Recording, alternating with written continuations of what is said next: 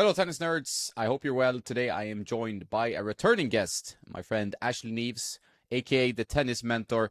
We spent a few hours together in Wimbledon, but we had no time to record anything, and we were enjoying the tennis, obviously. So we're doing it today instead. Ashley has had two recent milestones that we have to give him huge congrats for.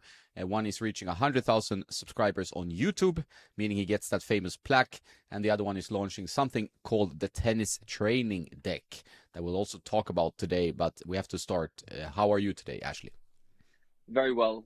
This is an early start for you, I know.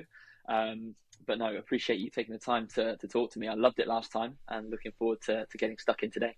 When it comes to YouTube and your journey there, now 100,000, it's been your goal. We talked about it last time. Then it was a bit further away. It was maybe a year ago or something. So how do you feel now? Like, do you feel even more inspired to keep creating more and more engaging coaching content? Do you ever feel like you get a bit of like brain fog? What should I do? What should I come up with the next month? What's your feeling around YouTube now? Yeah. So as far as the goal, I try not to look at the numbers too much. I think I mentioned to you last time. Yeah. Um, the only reason, well, I say the only reason, it's amazing to be at 100K, but the main reason was to get that silver play button because I want to kind of put it somewhere behind me over there. But yeah, I think as someone who's making videos, it's quite important to not worry so much about the numbers. As you know, it's some of my or some of the videos that I create that I feel are the most valuable get the least views. And I spend a lot of time trying to, really build a video that's going to help the viewer at the other end and really make the biggest difference to their game. But sadly, the algorithm prefers the other videos that are kind of clickbaity, and so yeah, the numbers for me are less important. It's more about creating value and making sure that there's something that the viewer can learn from the video, and it's kind of what I was going back to there when I talk about the biggest benefit a player is going to get from their tennis is working on their anticipation and their movement, also their tactical intentions, more so than technique. But everybody that's watching the videos wants to look at something technical, and so I do try to put that into my videos a bit because technique is important for some parts of your game. But when it comes to the nuts and bolts of winning matches, it's more about your tactical intention and the way that you move around the court.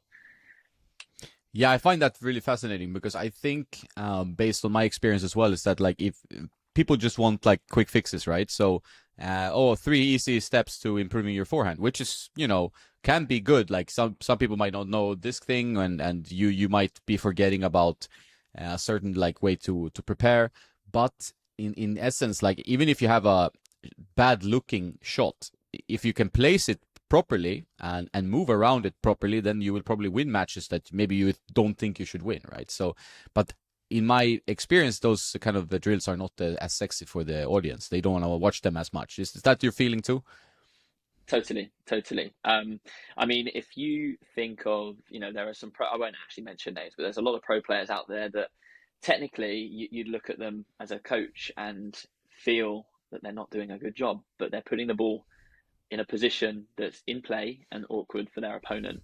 And it's down to their anticipation, the way that they read the game and the way that they move around the court. The two main reasons why you might want to work on something technically is injury prevention. I think there's a lot to be said for that. If you're playing with bad technique, it can create injuries, especially common ones like tennis and golfer's elbow. But equally efficiency as well. So it might be that a certain technique that a player is playing with is creating limitations within their game. But I think for me first, it's really developing the physical side of the game and the ability to move into positions that allow you to execute good technique, firstly, and actually then understanding how to put the ball into a certain position. If I think about technique versus tactics, a technical intervention that I might make would always be to do with the racket or the body. A tactical intervention is always to do with the ball. And I always say to my players, if they're struggling to get their forehand in play from a certain position, prioritize what the ball is doing first before looking at technique. So it might be something as simple as aiming higher over the net with their shot. They're not thinking technically about how to execute it. They're thinking about what they're doing with the ball. But that will normally fix the technical issue that they have. It will increase the steepness of their swing path, or it would, change the way that they take the racket back. So I often try to get a player to change what the ball is doing as a priority first. If they're still making mistakes, then looking at the technique, because that's far easier to achieve in a match as well. You know, if you're playing a match against me and you're thinking about your grip and your swing path and all of these things, you're going to break down, especially when it gets to a tight situation. But if you're prioritizing what the ball's doing, you know, trying to create good shape over the net or hitting the big parts of the court, you're going to perform better on the match court as well. I think that's a great tip and something that few of us like think about. Like I think there's so many players that overthink technique. You know, I know a lot of players overthink gear. That's also a thing, but that's like related to technique because they think, you know, if I have this racket that would feel better, it would help my swing or it would help my, you know, my shots will be heavier. So that's, you know, I don't have to do any work technically. But then there's equally as many as who overthink technique. I have many friends who are like really obsessed with tennis and it's all they think about is technique. And then we get into playing points that is in their way, right? Like they cannot think about where to place the ball because they're always thinking about how am I hitting the forehand? How am I hitting the backhand? And that becomes like a big issue because overthinking is pretty bad for you overall, you know, in life. So I think that's a great tip. Is this something you encounter like with most of your students? Like you have students of all ages, right? Like kids to, I guess, veterans. Yeah, definitely. And um, across the board, level wise as well. You know, I work with beginners still. I work with players that are playing futures events as well. So it's a really wide spectrum of players. And I would say that it's funny that the lower level, club level players that I work with, lots of them do watch YouTube videos. And it's funny because I'm in this world of creating videos, but lots of the time they'll come to me and they'll say that they've seen something about racket lag on the forehand or the waiter's tray on the serve. And so it's kind of, I've got to develop a skill as a coach to work around that and give them something that's going to help them with the root of the problem as opposed to the cosmetics and the aesthetics of a shot. And don't get me wrong, I really enjoy getting into the technical chat. Some of these players that I play with are really technically minded and analyze their game, and I do enjoy it. I've come from a very heavily technical focused background as a young coach, and I've had to undo lots of that learning to really help players to improve their game. So it is a problem, but I think you know, if they're working with a coach, that coach can help to educate them to focus on the right things. How important would you say, like, that's, I think, related almost to your deck, right? Like, how important is match play in your training sessions, like playing points, to drills? Like, should people do more drills? How much of drills should it be, like, in percentage compared to, like, playing points or matches? Yeah, great question. And I don't think there's one simple answer for that. But I think if you are a player that's, you know, primarily doing match play and you're not seeing big changes in your results, then you should probably make a shift and do a bit more training, a bit more drills based work. And still with a competitive theme, you know, it's not that you're just going out of the basket and training a stroke, but it's like, right, if you're only playing match play, let's do some drills that are more conditioned points where you're setting up a certain situation that you want to develop and playing the points out from there. You know, so I think, yeah, look at the balance that you currently have. If you're not feeling an improvement in your game or you're feeling a plateau, that might be a time to make a shift. You know, the same goes for if you're a player that's mainly doing coaching or mainly doing drills based things, you really need to be playing match play. And I would say match play as a whole is more important for most players. You know, if you're a player that's not doing any match play, you're really not going to improve your competitive skills. I actually got to interview Andy Murray recently, which was an unbelievable experience for me. He's like the best person I've ever interviewed because he's just so open to giving honest responses. And one of the things that he was talking about was, as a junior, he would do a lot of games-based drills. He would do a lot of group sessions as opposed to one-to-one sessions, and he played a lot of match play. And this guy's one of the most strategically minded players that's, you know, ever played. And he's developed his ability to win matches by playing matches and playing with other players and doing lots of games like that. So yeah, I do think that you should probably sway more towards match play, but have a goal, have an intention within that match play. Don't just play on autopilot because you'll get the same results, but actually have a focus, whether that's, you know, in this match, I want to hit deeper with my ground strokes. In this match, I want to find my forehand more after my serve. Having a focus like that around a process rather than a result is going to help massively. It's pretty cool that you interviewed Andy Murray. I think, especially when the players have retired, they are a lot more open to being, open about themselves and their careers. Instead of like when you're a competitive player, you're thinking only about that, and you want to may probably get away from the interview and to the practice court or to your phone or whatever. But I feel like he has a lot to give, probably as a coach. Maybe not to Novak, as we saw with the results, but as a little bit of a special partnership. What do you think is in store for Andy? Like, do you think he's gonna join a player, or what's gonna happen with Andy Murray?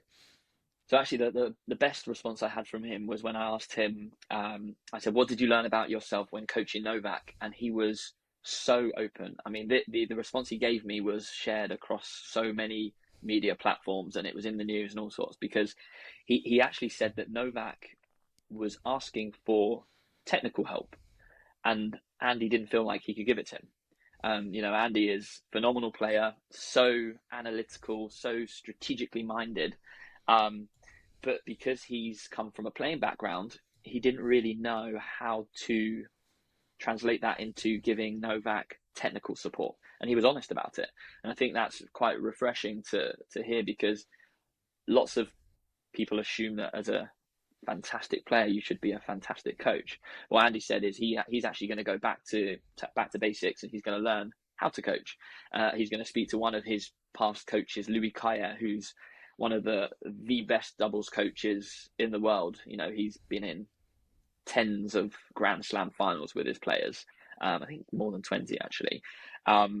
He's coached some of the best doubles players in the world, and Andy said that he's going to ask Louis for help with his game. So it sounds like Andy wants to do some coaching. He said he'd like to help some British tennis players. So it would be awesome to see him with Jack or Emma. But yeah, he's going to get back to work first before getting on with them. That sounds like a very Andy Murray approach, because he always was a hard worker and he always wanted to put in the hours in the gym, and also maybe tactically, strategically, because he understands tennis really well. You can see that in the way he plays, but also when you've seen interviews with him, like the one you did, for example, he's a thinker, and he's very interesting to listen to. And I think that was insightful, because I would also expect if Novak Djokovic asked you as a kind of competitor from that time, where they were like playing many finals and so on, you wouldn't want like technical advice. He wouldn't want that. He would want like, okay, can you give me like what would you do in this situation or something? But technical advice was probably the least or furthest from my head. Like, why would you ask me for technical advice? You're Novak Djokovic. Yeah, I mean, any player at that level, you would not expect many technical changes at all. I know Novak's made tweaks to his serve, throughout his career, earlier on in his career actually.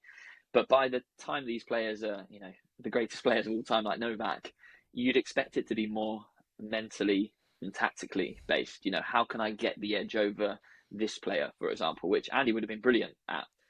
So it was really, really interesting to hear that Novak wanted technical help. And I think it's probably coming more from a mental perspective. He wanted to feel, maybe he wanted a bit of reassurance from Andy, just to say, look, your forehand's great or your backhand's great, and just to have that reassurance to help him more mentally, because honestly, I don't think Novak needs any technical tweaks. No, it would be tough to see them, but I've seen his training sessions here in Marbella, and I do feel like he sometimes like really relies on the coach to tell him something about how his wrist is cocked during the forehand. I've seen that like literally like he was missing long and then did a minor change, and then he got pissed with his coach because the coach didn't say anything. He had to figure it out himself. So I could see it being a little bit of something he would like sometimes. I think he's a perfectionist, and then sometimes when you a little bit off, you would need help from your box. And these days, I think if you're in the coaching box, you can get blamed for all kinds of stuff. It would generally be a thing like where I think we talked about that in Wimbledon. It's like if you're in the player box with some players, you're going to be the target of some pretty heavy assault during the matches. Like, what do you think about that, and how do you feel like as a coach if you would ever travel around on the tour with an ATP 100 guy or 200 guy? How would you like think about that situation? Honestly, as it stands, I'm not a huge fan of on-court coaching. My view on that would flip if they were mic'd up as a viewer. I think that would be incredible. if the coach was mic'd up and you can hear exactly what they're talking about. But from a real life perspective, when you're sat, I've been on court with a couple of my friends, and I was on court with you at Wimbledon, next to a coach of a player. It's stressful, and it's the coach really can't give, good information or correct information all of the time. Quite often they're going to give an answer that is a great answer, but if the player then tries to execute that said tactic and misses, they're going to feel like they need to blame the coach. And so I think tennis has always been a problem-solving sport. It's one-on-one, and I do feel that players are starting to rely more and more on their coaches, and it's actually affecting negatively. So from that perspective, I think it's difficult, to be fair. Yeah, I'm not like I was for it in the sense that if it's something we can use as a media thing, right? Like exactly like you say, if we mic them up, we add extra elements. Some tennis matches are like watching paint dry, But if you have people talking to their coaches mic'd up, that would be exciting because, like, okay, he's getting information, we're hearing this. This is gonna be exciting to witness. Like, can he execute the game plan? But right now, like, if we talk about the Wimbledon situation, you're in a box, but the player is on the other side of the court, so you cannot even talk to him when he has a sit down, right? So if you're gonna be coaching, you would like to sit close to the player, so every time he sits down, you can be like, hey man, the second serve is not working, you have to do this. And now you can't, because you have to scream from the other side and he's not listening, and then he's just looking at you angrily or whatever.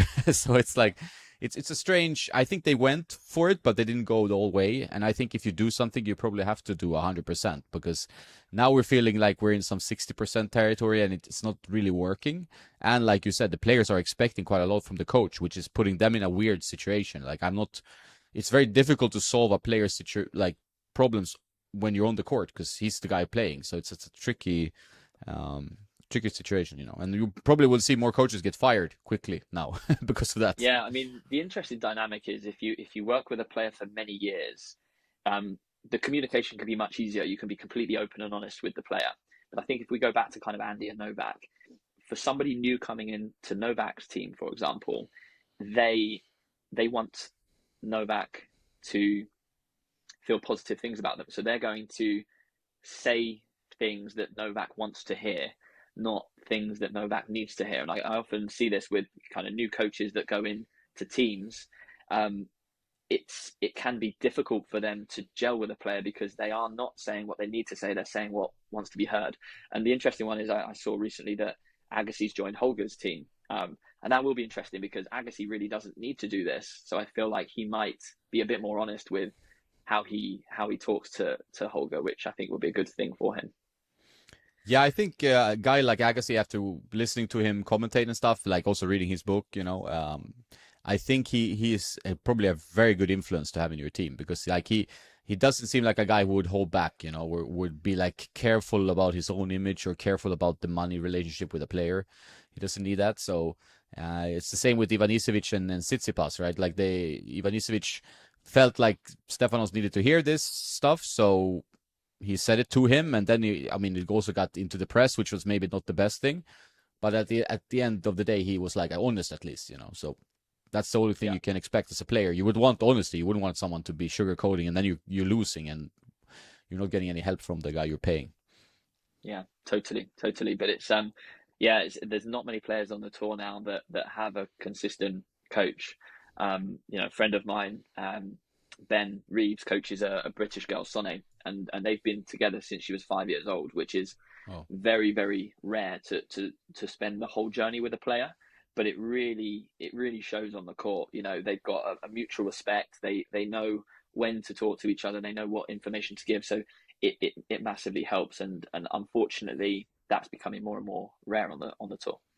Yeah, I think that's great when you have that. It feels like, it's like almost like a co-parent or some kind. Like you really have that relationship where you understand and the history behind certain shots or everything. That's what you want to see. I mean, when you're getting these high-profile coaching relationships, that's like usually lasting 3 months now or 6 months. I mean, we've seen a lot of them recently. Novak, he used Agassi for a while. It was pretty good. Or Becker for 3 years.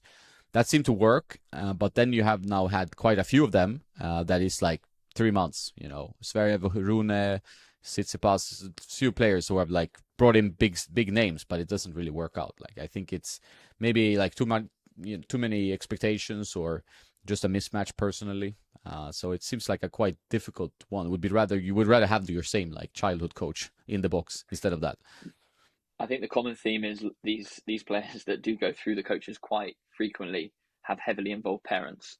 I don't know how much that impacts it, but it seems to be a kind of common denominator. Yeah, 100%. The tennis parents are famous, and I'm sure you encounter them. How is your tennis parent situation, or where you coach? I mean, you still coach. Is it 30 hours or is it 25 hours now? Yeah. Still 30. Yeah.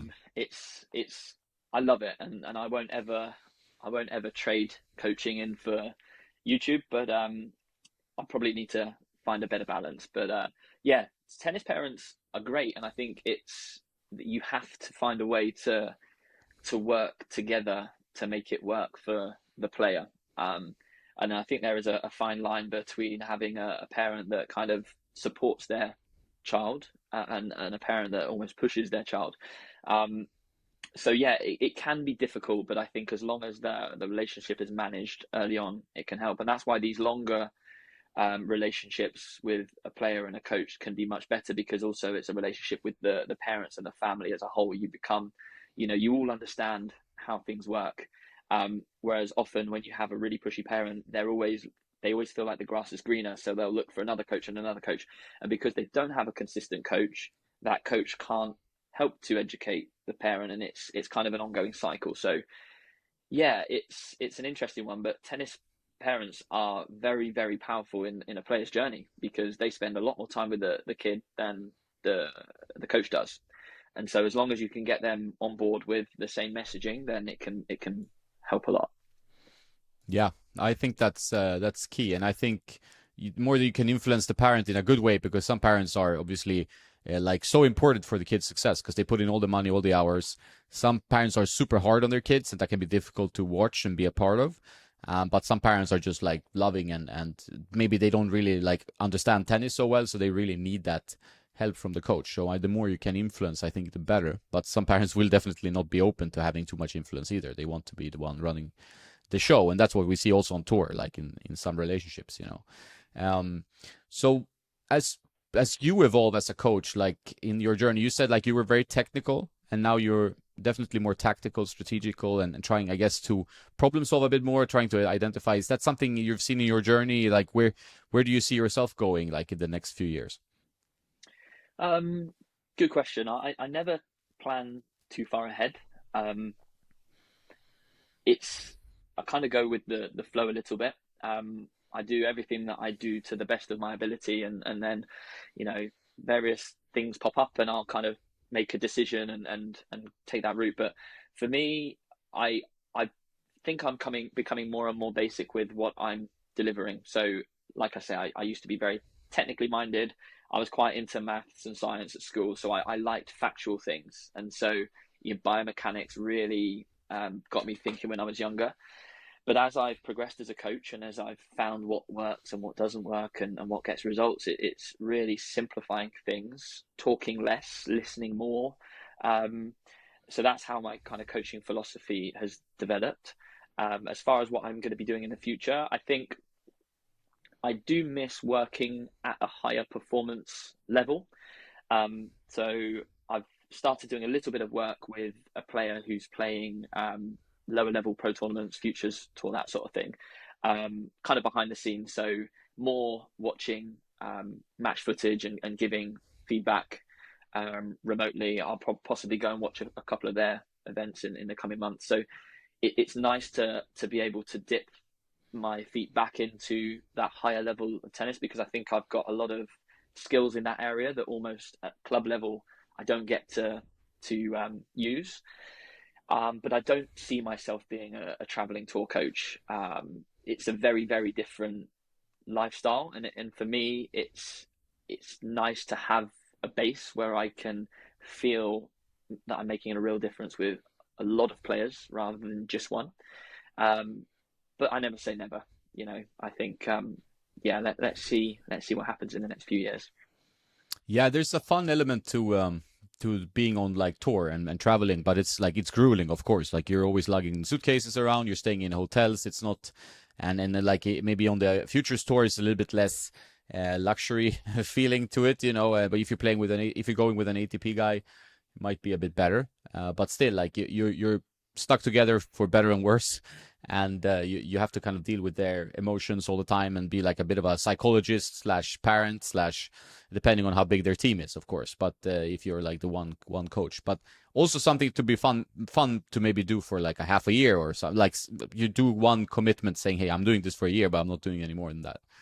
I think that could be interesting. And I know you have skills beyond like the club player thing, because there you also have some more like skin in the game. Like when you have like a player who has to make a living from their tennis, then you become like a very vital part of that whole equation. And that can be kind of nerve-wracking, but also kind of exciting in a way, right?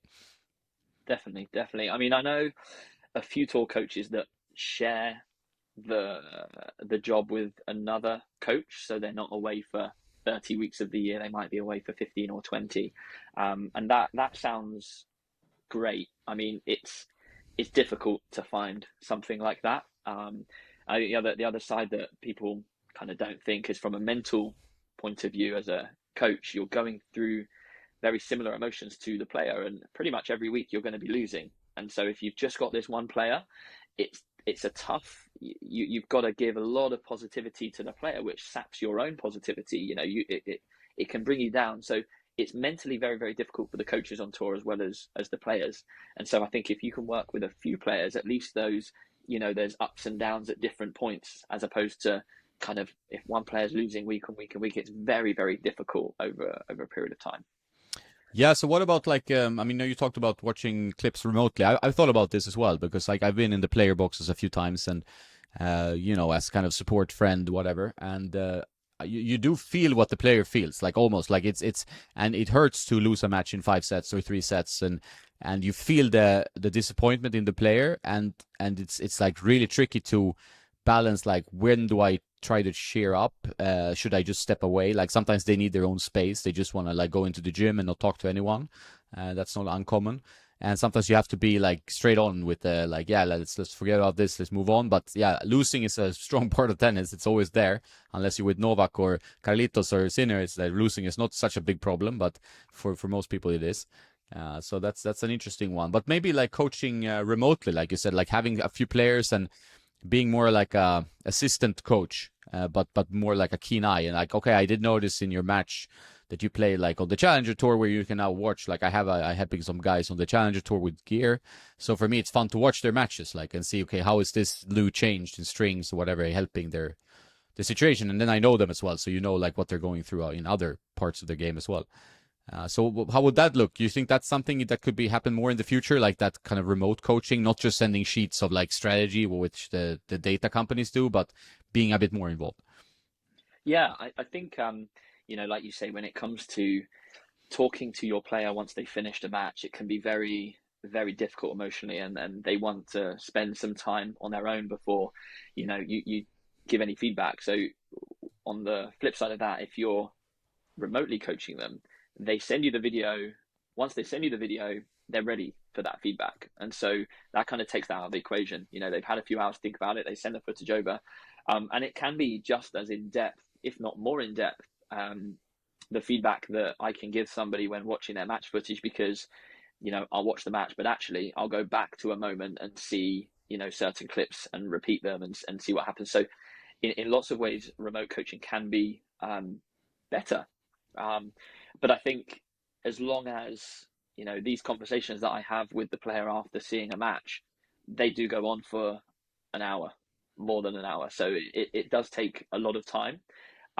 But I think in the future, I don't see why that can't be a good move. And also, it's expensive for players to have a coach traveling around with them, you know. But if they can send the video remotely, it can help. So yeah, I think there's a lot to be said for it. Yeah, I think most matches should be recorded at this point. Like we're in this point in this professional tennis, I don't know how it is on the Future Store. I know Challenger Tour, they're pretty generous with like live streaming and being able to watch it back. But on Future Store, they should have cameras everywhere. It's cheap technology. Like you can just put like a cheap camera just recording it. You might not have to live stream it, but at least there's a recording somewhere online that you can watch it post match, right? So I think they could manage to do that. And that would help you as a coach and would be fun also for parents who are not traveling with their kid or with their player. So they can actually watch the match, even if it's in afterwards, you know. So it should be possible. Totally, and they do it at some futures events, but not all of them. But yeah, I'm sure you've seen there's lots of futures venues that are pretty ropey. So obviously the budgets are pretty low, but yeah, I think it would be great. I really do. Yeah, it's true, but that would be interesting to see for you and as a coach. As a player, were playing a tournament? Is it soon or has it already been? I'm sorry if I forget. Next week, actually. Yeah, next week. So I am over 35 now. So once a year in the UK, they hold something called County Cup, which is where all of the counties get together and play against each other. So I've got that team event coming up in a week and a half. That's on the grass courts in Eastbourne, so a really, really nice venue. Wow. But silly me, I've also entered a Wimbledon over 35s, which is the week after, which is played on the practice courts at Wimbledon. But because I haven't played any ITF events in the build up to this, I need to play one to qualify for Wimbledon. So I've entered another tournament. So I've got 3 weeks back to back. Pro Tour. Playing for 4 years. Yeah, exactly. So my body isn't the same as it used to be. So I might be broken in a few weeks' time. Well, it's all on grass, I guess. It's all on grass, yeah. So the rally shouldn't be as long. But I'll just have to hit a few serves before my first tournament just to make sure I'm hitting the spots. Yeah, and I think it's interesting. So just jump into like you do 3 weeks in a row, because like some players I talk to, they do 3 weeks, then they do a few weeks, 2 weeks break, and then they go 3 weeks on tour. Like let's say. So I think that for you, your tour life now is starting with the 3-week tournament stretch. It's quite interesting. Yeah. I mean, from a pro player's perspective, having a 3-week, let's go back a bit, actually, futures and challenger level, having a 3-week block can be good. And lots of these futures events have multiple weeks at the same venue. And so for some players, it's just, it's a little bit easier when it comes to travel. Also, they get more familiar with the venue. So by week 2 and week 3, they're feeling the ball a lot better and performing better and potentially getting more ranking points. But for me, I think the opposite is going to happen. I think week 1, I'm going to peak. And probably by day 2, my body's going to be broken and it's just going to be a downhill struggle for me as an old man. Yeah, you're not that old. And also the other guys are the same age. So you're probably pretty fit for that age. You're going to see some beer bellies probably in that in that tournaments. But it's like usually guys, I played a bunch of events, ITFs, was a while ago now, but you do, the guys are really keen on winning. Like it's a pretty intense atmosphere. You'd think like, oh, there's no prize money here or very little, if any, but people want to win like by the sword. Like they are really keen on winning. If they have to cheat, they will cheat, if it feels like college tennis sometimes. But it's generally quite fun. I know we talked about it last time. You did play like an ITF match that was a nightmare opponent, and then it's not as fun, and you start thinking like, why am I here and why am I doing this to myself? I could just be chilling or doing my normal work. But there's a thrill of competing as well, I guess. Yeah, and I think that's why I do it. I've played a couple of club matches over the past year and do no training for them because I'm just kind of on court for too many hours, and so the last thing I feel like doing is getting back on court and training. But love the thrill of being in a battle, being in a match, and I think that's the one thing I miss. So although I'm not training, it's great to get back on court and to play these matches. But yeah, like you say, these players take it seriously. I'm going into it from a different perspective. I just want to go out there and have fun, but at the same time, as soon as I step on the court and hit my first serve, it's like, right, match mode. So I'm super competitive, but when it comes to line calls, I'm probably at the opposite end of the spectrum. I'm probably a bit too lenient and nice. I want it to be a fun experience for both of us, Yeah, I have the same philosophy. I'm like coming at it that like, okay, it's gonna be fun to compete because usually you're just hitting or testing rackets and working with some player, and I was like, oh, fun to compete. But then the other guy has a stronger mindset of like, okay, this line, we have to discuss this line. I'm like, I don't want to discuss the line, man. Like, you can have the points. It's not that important. It's like, but sometimes you have to be, it's also a little bit of like a testosterone challenge. Like, you have to be like, okay, that's it. Now you've been a dickhead for too long. Now we stop here. Yeah. So like that's also good challenge for you to be a bit okay. I'm a nice guy, but this is now over the limit. Like, now you crossed it, so now no nice Totally, anymore. and that match that you talk about, the opponent was a horrendous guy. Like, it was in the final. It was an over 30s event, so I was a little bit younger, and this player within the first half of the first set was getting really vocal, and it was a horrendous experience. But it fired me up in a way that I really wanted to beat him, and because of that, it kind of fired up something inside me that gave me that urge to win, and I managed to beat him. So yeah, I think sometimes bringing out a bit of internal anger can help. Yeah, it depends on who you are. I mean, some people will melt down if they get into that anger zone, and some people will like just play even better. And that's what you see a lot, like the mental side of tennis. If we get into that, that's such an important part. Like, if you can enter it with like I'm gonna have fun. I think it's easier to compete, but some players put so much pressure on themselves, and then if you have an audience, even if it's 5 people, like that feeling of choking or being like so nervous you can't hit a ball. We recently saw Anisimova in the final famously lose double bagel to Iga. I mean, we know Iga likes to give out bagels in her bakery, but still, it was a bit to see that in a pro match. Dimitrov lost to Deminar earlier in the year, also 6-love, 6-love, I think. It's or 6-love, 6-1, I don't remember, but. So, do you have any advice like for players who they get so nervous, or like they choke away matches, like at least late in the game, like where the nerves are a bit too much on the negative spectrum? Yeah. So number one for me is perspective, and just putting the match into perspective. It's a bit different for Anisimova playing the Wimbledon final, but for for you and I, it's like, right, why are we playing tennis? We're playing as a leisure hobby. We're playing to have some fun. We're playing for fitness, whatever we're playing for. We're not playing for big money. We're not playing in front of big millions of people in the audience on TV watching. So put things into perspective, and realize what is on the line, and there's not an awful lot. So that's the first thing. I think also, from Anisimova's point, if you're playing a match and you're getting crushed and it's going quickly away from you, it's like, take your time in between points. Spend a bit more time at the changeovers, not to hinder your opponent, but to just give yourself a chance to kind of get back into the match a little bit. And there's a good book called Momentum in Tennis, The Hidden Force, I think it's called, by Alistair Hyam, a British coach, good coach. And he talks a lot about how momentum shifts in matches, and how you can capitalize when momentum's on your side, and how you can divert it when it's working against you. And lots of it comes down to spending time in between points when it's against you, and when the momentum's with you, actually taking less time and riding that wave of momentum. And there's another point, which is more from the book of Winning Ugly, which is, if you feel like you're ahead in a match, most often you get complacent. Lots of players, when they're 5-2 up, will lose a couple of games just because of whatever's going on in their head. They get a bit complacent. Andreeva had it recently in a match where she didn't realize that she'd won, and what she said was she flipped the score in her head, and she's playing point by point. So another tip is, if you're 5-2 up in a match and you have a tendency to get complacent, just try to flip the score in your head and pretend you're 5-2 down, and that's going to help you just to tighten up and close out the match, which can be tough to do. So yeah, there's lots of different coping mechanisms, but I think when it comes to dealing with nerves, I think putting things into perspective can really help, but also preparing yourself as much as you can, because if I'm thinking from my perspective, when I get nervous when I'm doing public speaking. But if I prepare well and I read through my notes and I really know what I'm talking about, those nerves go. So the same goes for tennis. If you really prepare well physically and mentally, you're going to feel much more confident going into the match.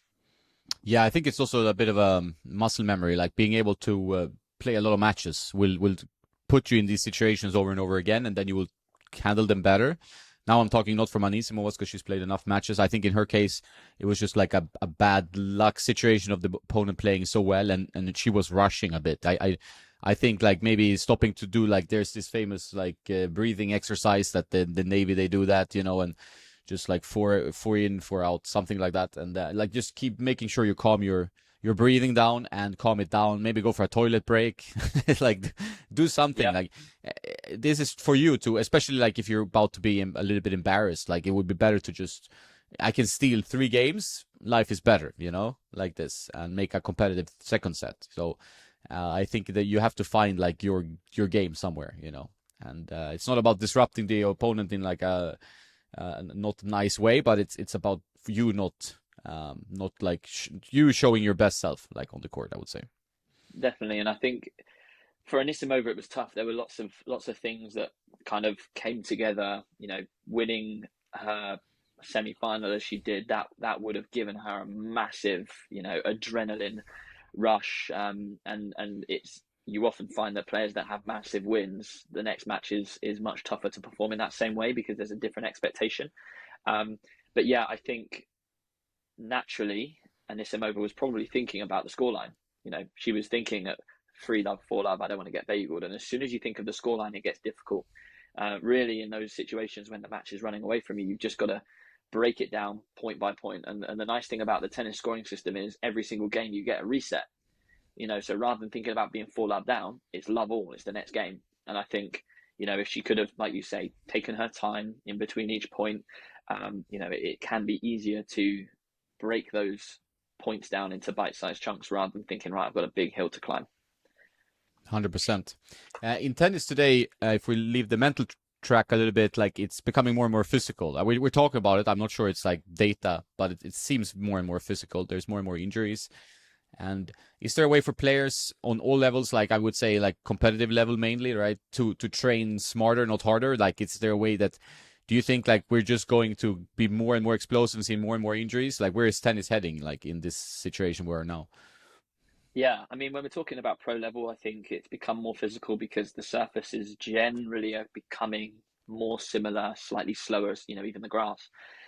Rallies lasting longer, but also the average height of these players is getting bigger and bigger, but they're not serve bots anymore. They can move, and you've got these players that are over 6 foot and moving around like players that are 5'9", super agile, super balanced out of the corners. And so I think the game has evolved in a way that there are some physical beasts playing. It's a bit different at club level, slightly different demands physically. But I think just dedicating some time to more tennis specific strength and conditioning training can help at all levels. Playing in matches, like you said earlier, can help because that is the most tennis specific movements that you can do. But yeah, anytime you can work on short sprints, decelerating is just as important, if not more important than accelerating. And I think lots of players, when doing working on their speed, they'll work on running fast, but they won't work on stopping fast. And actually, it's the stopping that allows us to be really balanced through our shot and allows us to recover quicker. So I think, yeah, if you want a little hack when it comes to training your agility on the court, work on your stopping speed as well as your acceleration. That's a good tip. Um, so do you think like the game? Do you see that evolution of the game, like also when you're coaching juniors, like from the last 5, 10 years? I mean, you've been coaching for a while, so have you seen any kind of shifts, or do you think like on that level it's more or less the same, or do you think that the game is changing? Yeah, not so much. I think it's more similar. Throughout all of the years that I've coached, there's always, a small group of players that kind of sit at a slightly higher level than the rest of the pack. And normally they're the players that have more athletic ability. So generally speaking, it doesn't come down to who's got the nicest looking serve or forehand. It really comes down to their athletic ability. So I think the way that I've shifted as opposed to working purely on technique, it is on the movement and in the game, the way that you react and read the oncoming ball. And like I said, how quickly you can get into position and be balanced when you get there. So I try to, as although I'm not a strength and conditioning coach, I try to implement as many movement drills as possible into sessions to create an athlete because it's much easier to develop tennis skills if you're athletic. It's much harder to develop athletic skills in a tennis robot, if that makes sense. Yeah, I think that makes a lot of sense, and I think the what like I would recommend most club players is to do some physical work. Like it really helps. Like even if it's like I like to do the hit training, I talk about that a lot for the members and so on. But it's like it's really helped to be stronger, like in the core and the legs, so you can actually play a bit better because it's tough to do technical shifts and be able to last like 2.5 hours on a clay court. You know, if you're not relatively fit, you know, it's just gonna the and you're gonna get injured, which is happening quite frequently, right? Just going to say, when you get to a certain level, that's the one deciding factor as to whether you win or lose. Like, so for me, playing these tournaments coming up, I'm not going to make any technical tweaks. I'm going to think a little bit tactically about how I play, but that's going to be based on my physicality. You know, if I'm feeling great physically, you know, if I was super fit and my cardio was great, then I would not be smashing winners all over the place because I want to use my strength of my cardio skills to hang in longer rallies. Whereas, you know, if my cardio is struggling, which I'm guessing it's going to be, I haven't tested myself recently, but I'm probably going to have to try and make the point shorter. So I'm going to have to serve a bit bigger. I'm going to have to take my forehand opportunities when I get them. And so if I was to work on anything in my game, it's going to be being physically fitter and faster on the court. So I think for most players, that's the case. Do you think, as like a coach who was so, I mean, award-winning coach, and you worked so long as a coach, um, can you bring that toolbox with you when you're playing a match? Like, do you feel like you can coach yourself well? Like, I think that's an interesting question because you think, oh, this guy, he has all the answers to every situation now, or is that like clouded by the nerves of the match? A bit of both. I think it definitely helps. I'm probably tactically a much better player now than I was when I was playing. When I say when I was playing, when I was kind of junior before I got into coaching, but I've learned so much as a coach when it comes to where to position myself, how to play tactically against certain game styles. I think that helps a lot. But what you'll see, so my tactical awareness has increased, my physical and maybe even technical side of my game decreased. So I'm probably quite similar when it comes to how I used to play. So it definitely helps. My tennis brain now is much stronger. It probably offsets all of the other parts of my game that have declined. Yeah, it sounds reasonable. I think you would be in better physical shape than you think when you're playing because you're on the court for many hours, and a lot of the guys are good, but they're not in the best shape. Okay, I see some players who are like ex-footballers or ex like they're really physical, and those guys are tough. But then on a grass court, you know, the physicality is usually not as big as it is like when you play on clay here in Spain. You play some guy who can run for 4 hours. You know, like okay, this is gonna be a grind. It's gonna be tough. You know. Yeah, yeah. But talking about what I was saying when I was saying my tennis brain is now offsetting my other weaknesses. When I look at, these ITFs now have over 90s age groups. You know, some of these players are like 92, 93 years old playing competitively. They cannot run. They're walking, but they're making every ball because they know exactly where the next ball is going. So their reading skills have increased through lack of mobility on the court. And going back to the Andy Murray interview, he actually said, I asked him where his strategic brain came from. And he said it came from his weakness when he was a child. He was a very small and slight kid, not very powerful. And so he had to challenge these stronger players through finding ways to beat them tactically. So I think sometimes our weaknesses can really create strengths within our game. And so that's quite an interesting way to look at it. Yeah, for sure. One thing that I've done videos about recently, and I've talked to a lot of pros about as well, is that the racket madness that I've dealt with, not so much personally, but like with other players for many years now, is also happening on the pro tour. Like players, like they want more, they look for any kind of inch. I mean, tennis is so physical; they're already super fit. They already know their strengths and weaknesses. Maybe they can work on mental. Everything can, always be better. But they are getting into the head like I need to try Sinner's racket. I need to try Alcaraz racket. And I see that they all want to try them, right? Is that something you see like from your end as well, like coaching on the lower level, like up to the futures? Like do you feel like there's a bigger impact or a bigger thinking about rackets and gear, or do you think it's the same as it's always been?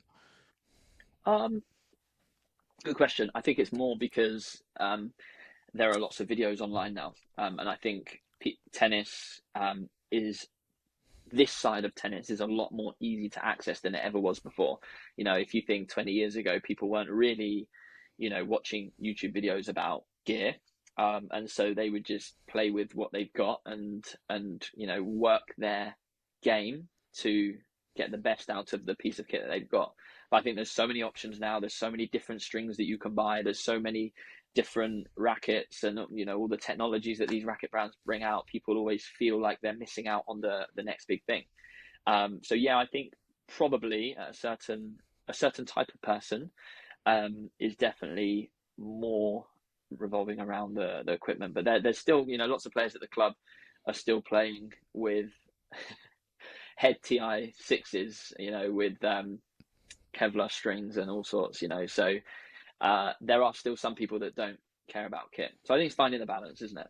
Yeah. Yeah, I think you see a bit more on like what with the pros than I saw before, but I think in the club game it's more or less the same. I think maybe guys in around 30 to 50 can be a bit more prone to like overthinking the gear or thinking about it, because I mean there's still a lot of players using the wrong gear, but it's maybe a small, unless it's hurting you, it's not usually as big as obviously working on technique or game or strategy and stuff. For your own I game think now, going to your videos, I think you do the best job when it comes to staying true to what is really important. You review gear, so you could quite easily tell people that this is better than this and this, but you're always so honest that actually it really does come down to lots of different things. It's not just about the kit, and I think it's really important what messages that you're giving are actually helpful, because there's lots of racket reviews out there. Brands contact influencers to make a review about a certain racket, and so they only say good things about it. But the fact of the matter is, one racket isn't good for everybody, and so what you're doing is really, really important. yeah, I think it's at least good to be as unbiased as possible, and also to understand that like this is not going to be the shift in your game that you might be hoping for. It might be fun, but it's more of a fun thing. It's not always. I've changed maybe our like I'm trying to like look at it from like how can you just change the string, or what's like the minimal thing you can do to get more out of your game, or maybe get a bit more comfort, because like in the comfort issue for most club players it's a huge thing, right? Like people are struggling with like using too stiff of a string and then too much tension, and that's generally it, not always the racket, right? For you, what are you playing with right now? If we get to that question, of course. Head Speed Pro, with head links Tour, strung at 52 pounds, grip size 3. About a year ago, tried out the Percept. So I did a shoot with Yonex and tried out all their rackets, and for me, love the Percept, and I've been kind of for the last year toying with the idea of changing. But I love it when I'm playing, but I don't feel brave enough to then use it in a real match. So I've used it a couple of times in kind of club matches, which for me are just a bit more fun. But now when I'm playing these ITFs, I'll go back to my head speed, just because I've used it for 10, 15 years and I know what I'm going to get with it. So yeah, I'm in between, slightly favouring the Head Speed Pro, but the Percept is nearby. But I prefer the colorway of the Speed Pro, so that's kind of swaying me too. Yeah, Percepts are a bit, now they have a new colorway, but at least it's like is it the 97 or the 100D or something? So that's another thing. So I've been toying around with both of those. The 100D probably suits me better. I like to think I can play with a 97 still, but no, 100D I think. And that's also very similar then to the Speed Pro, right? Like a dense pattern, 100 square inch makes more sense for you. Last question. I think you have to tell me when you have to go. But tennis influencing, right? You're doing it. I've been known to do it as well. Like, how has that been for you? Like, you've done amazing things. Like, obviously, being a part of like hitting with Yannick Sinner and interviewing Andy Murray, two of the things we can mention. But there's also like always complicated, like you get last minute requests to, can you be at the US Open the week before? And you're like, well, the week before I would like to see something. And then you have to go for like a day event, and then you have to figure out your life around that kind of. How do you think about like being an influencer as well in tennis? I hate it. So yeah. The same. I don't like, So I don't like the word influencer. I don't like the influencer world. You kind of, as you know, you get pulled into it a little bit, because we've built a little bit of a following. So brands see that as us being influencers. But for me, I'm a tennis coach that makes videos. And so it's a challenge, because the opportunities are incredible. Being able to hit with Sinner, return Shelton serve, interview Andy Murray. Like, for me as a tennis fan and a coach, there's nothing better. So I'm truly grateful for those experiences. But as far as influencing goes, I'm not a big fan of that world, but I am a big fan of creating really engaging videos. So, some of these opportunities do help me to do that as well. Yeah. And do you have anything lined up? Are you going to the US Open, or are you going to do some other traveling? So what have I got coming up? Yeah, US Open. I'm running a clinic out there. So Cool. that's the weekend before the main draw starts. And then on the back of that, just to make sure that I can kind of pay for my hotel, I'm going to try to do a couple of other things working around it with a couple of brands. So yeah, as you know, making these videos, it costs a lot of time, a lot of energy. I'm having to decrease the amount of hours that I coach to be able to make these videos. So I have to pay for it in some way. And so that's where the challenge comes. I don't want to be an influencer, but there are lots of things that I need to do to be able to pay for, these times away from my bread and butter, my job. And for me, it's really important that I stay true to why I make the videos. So if a brand asks me to make a certain video with a certain topic, I'll always try to steer that towards something that's educational. So rather than talking about a product, it will be more about, let's say it's a string, for example. So rather than promoting a string, it will be more around educating people about the benefits of using a soft string versus a multifilament or a polyester or that sort of thing. So it's adding value rather than just promoting a product. So that's what I try to do as much as possible. Yeah, and I think that's why you're so successful, and people really gravitate towards your content because it's genuine, it's authentic, and I think that's very important. I think that the word influencer is not one we want to hear anymore, but it's like, because now there's so many, it's like content creation is everywhere, right? So it's like it's tough to use that word unless you're like just doing lifestyle and you have millions and millions. Maybe you can be called like an influencer because it's a little bit of a different thing. But you're a tennis coach, so and that's kind of in your core. You feel it when you talk to you. YouTube is kind of like a bit of a side hobby for me. I'm a full-time coach, so I spend hours and hours every single day working with coaches and players. And one of the biggest things that I found, mainly at club level, but I think it extends past club level, into advanced tennis players as well, is people struggle to structure their training. And I see tons of players at the club that go to the club purely for match play. So they're normally playing doubles and they get on court, they spend a couple of minutes hitting some balls, and then they get straight into match play, which is great. Match play is vital for your development and your enjoyment. But then you have the other players that rock up and never play match play. They play with a ball machine all of the time. And so, yeah, I kind of feel that there's a bit of a gap with club players and their training. You also get the players that just come to coaching as well, and they want lots of technical help. But the training deck is basically a deck of cards with 50 or 48 different drills, drills that I've used through my training, my coaching days and my playing days as well, and drills that I love to do and drills that I find effective. And the way that it came about, I was actually listening to a podcast. I'm not a professional YouTuber, so I have to learn from other people about how to make YouTube videos. And this podcast was a YouTuber talking about a product that he'd created.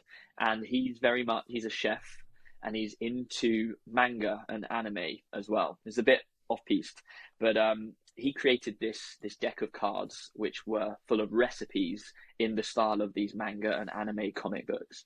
And a kind of light bulb went off in my head and realized that I could do something for the tennis world with this. Anyway, yeah, and that's the training deck. It's started selling about a month ago, and crazy for me because I've just been working on it hard at home in my office and spending hours and hours kind of creating these drills and putting them together. And it's now in 55 different countries. So a very, very proud moment for me. Really cool. And I think the idea is great because, as you say, when you're around the clubs, people are usually always going into the same pattern every time. So they always like, okay, we always warm up 5 minutes and then we play a match. The same two guys also. So if for tennis development, you should play with different players. That's generally a good idea. But people get really stuck in their their route. So I think it's great to have something challenging them and say, even if you have the same partner every week, at least you can do something different. Like you can try a different game, a different drill, or work on something in your game. So I think that it's also quite portable. So it's very easy to just lug around. So I thought it was really cool and like a very functional, because it's tough to come up with something new in tennis, but this one seems quite new and different in a way. Yeah, I think there are lots of tennis products out there in the world now. And actually, I wasn't planning on creating one because I find lots of these kind of training aids can be quite gimmicky. And I really the content that I create, I try to help people in the most practical and functional way to really make a difference to their tennis. And this idea just happened by chance. I've explored lots of different ways to create lesson plans for my players.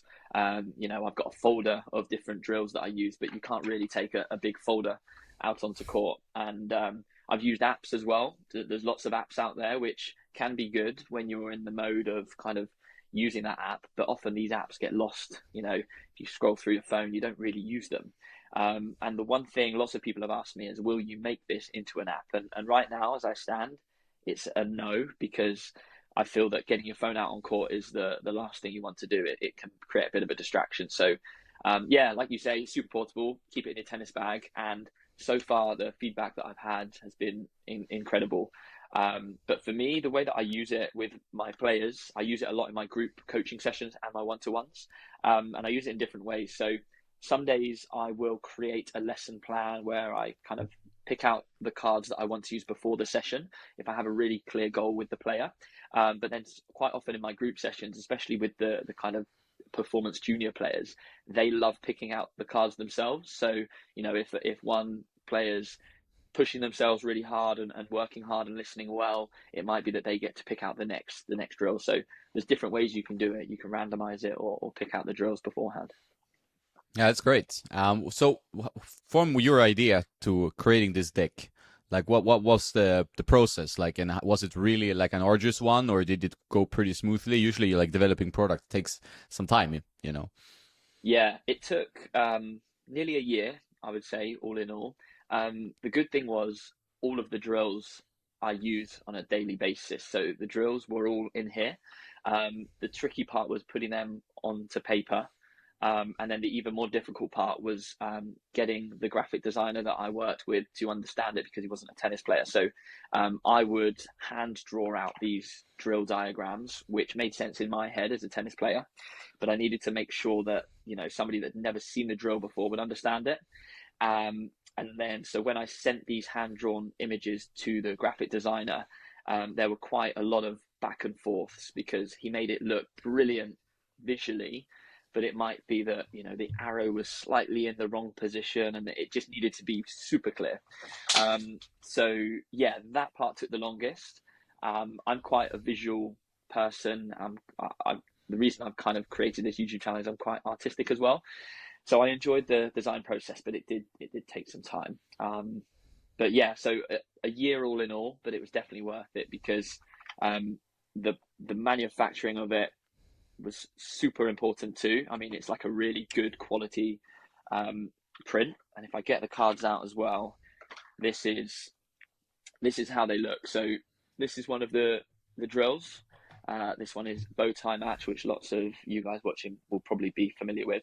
But yeah, each one, as you can see, has a very different format. So the actual diagram looks different on each and every card. So yeah, that was what took the longest, really. Yeah, and how do you recommend? Let's say you have two guys who are playing every week. They're playing once or twice. How would they use it? Like, what would they just pull a card out for every time? Would they put maybe 20 minutes to that, and then they play a set? Or how would you recommend you structure it? So initially, I'd recommend kind of going through every single card to familiarize yourself with it, because there'll be some drills that you know very well. There's classic drills that are used a lot, the 2 cross 1 line and the bow tie match that you just saw. And what I recommend, so there's 4 different colors. The blue color is a focus cue. And so there are 6 focus cues. You would pick one of these at the start of a session. Whether you do that or not is up to you. I like to do it. So an example of a focus cue is beat the bounce. So this is making sure that whatever drill that you're doing within the session, whether you're playing the drills or playing matches, your priority is to beat the bounce. So thinking about your preparation, making sure that you're fully set up before that ball bounces on your side of the court. The 6 focus cues are very, very generic, allowing you to really focus on something that will make a difference to your game, because there are tons of things you can focus on for you specifically, Jonas. In your game, it could be something more technical. But I wanted it to be used for everybody. So there is one card which is called the Technician. So this card, if you wanted a technical goal within your session, it's down to you to pick that out. If you work with a coach or if you know something within your game that you want to work on technically, that would be your priority for the session. So you pick out one of the blue cards, then you pick out 1 or 2 of these activator cards. So these are warm-up drills effectively. And all of these warm-up exercises not only train your body for action, but get your brain activated as well. So I've created them to make sure that at the start of the session, your brain is ready to make decisions. Because quite often players will do a physical warm-up and, their heart's pumping, they're ready for action physically, but they get on the court, they just start rolling the ball back and forth. And when they start playing, they wonder why they're not performing to their best ability. So it's really important to warm up the brain as well. Then you'll pick out 2 or 3 cooperative drills. So that's these yellow cards. These are designed for you to kind of hone your skills, to work on something within your game whilst working together with your partner. And then finally, you'll pick out a couple of these red cards, which are competitive drills. And these are the ones that most players find fun. So if you're kind of competitively minded, you'll pick out more of those and get into action with games-based drills. And yeah, for me, training should be very much games-based, is why I talk about ball machine practice. Ball machine is great if you're wanting to refine something technical within your game. But the biggest problem players have when it comes to performing well on the match court is actually their positioning and their shot selection. Those 2 things are the main reasons why players make mistakes. And so anytime you want to work on something technically, rather than getting a coach to feed you the same ball every single time or using a ball machine, I'm a big advocate for getting on court with another human being at the other end that sends you a variety of different shots, which is why all of these drills are games-based where you play with another human. Yeah, I think that's the most fun way to learn. And we all know that, like, if you have a drill and you count points, it's much better than just hitting cross. Like, that's generally more fun, even if it's the butterfly or whatever name you would call it. But it's I think that's great to gamify the experience a bit, because you need to get people somewhat excited about something. Otherwise, we tend to be quite lazy. We tend to go always to the same patterns. So I think it's good to have something challenging you a little bit, but still has that element of fun to it. Definitely. And also when I talk about a kind of games-based approach to my coaching, it's not just about gamifying within the competition side, but also receiving a variety of different balls. Tennis is a sport that, is a 360-degree sport. You're moving in all directions, and having to read and anticipating a moving ball is difficult. And so that's why I recommend, even with young kids, as much as possible, to try to have another player at the other end hitting the ball back. It can be messy sometimes, especially with kids. You're dealing with junk balls a lot of the time, which is why players tend to prefer playing with a ball machine or a coach. That can make you feel good, but it's not helping you to perform better. So, anytime where possible, you want to deal with that variety and that randomness. Yeah, people hate junk balls. I think that you see in every club. Like, if you want some way to beat players that are even sometimes quite good is just giving them junk, right? That's generally it. So that's an amazing product. I think it's really cool. I'm gonna use it in my training with my buddies who are more training minded. Not all of them are.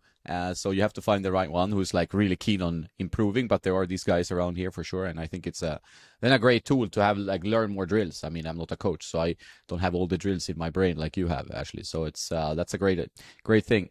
Thanks a lot, Ashley. I know you have a hard out and you need to go and do some coaching, right? That's the plan for the day, no? How does it look Exactly. for you, the rest of the hours? Yeah. So what's the time now? 10:15. So I'll be leaving to the club in about 15 minutes.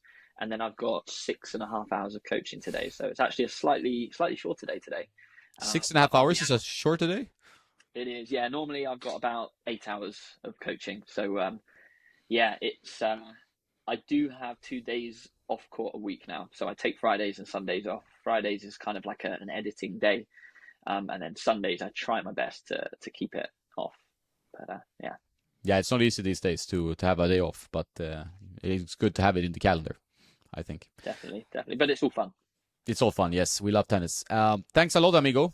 Nice talking to you. Good Thank luck you with so the much. tennis training deck. Check it out. Where do people find this? Thetennismentor.co.uk or on my Instagram bio. But Jones, before you go, we've got to play doubles. We're going to play an ITF, aren't we? So Yeah, I you mean, can come up to over. you anytime, man. I can come to the UK. You can come here. You know the drill. I'm happy to play. Let's do a clay court one with you, and then you can come over to the UK to do some grass courts. Yeah, we'll see which surface favors us the most. That would be Amazing. fun. Oh, Thank you so much. take care, my friend, and have a nice day. You too.